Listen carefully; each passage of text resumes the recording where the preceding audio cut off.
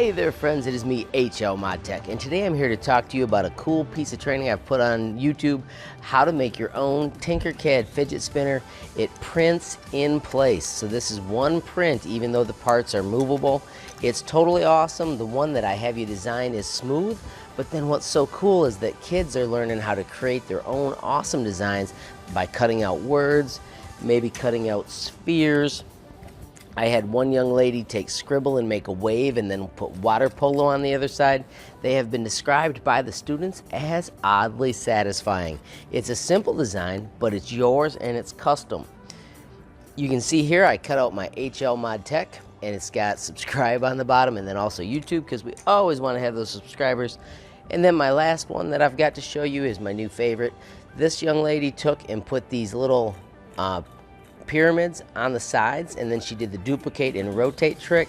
It has got the coolest texture ever, and then says whoa whoa on the front too, which is unbelievably awesome.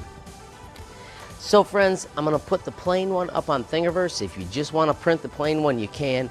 Even better though, follow the tutorial, make your own awesome one, and then share with us at HLModTech the cool things that you make. You can find us on Twitter, Facebook, or Instagram. They're all cool, and we'd love to see the cool things that other people are creating.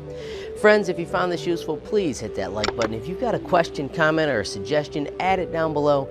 If you haven't subscribed yet, what are you waiting for? Smash that subscribe button, and last but not least, hit the notification bell if you want to be the first to know when there's a brand new video from me, HLModTech. Thanks for watching. Have a great day, friends.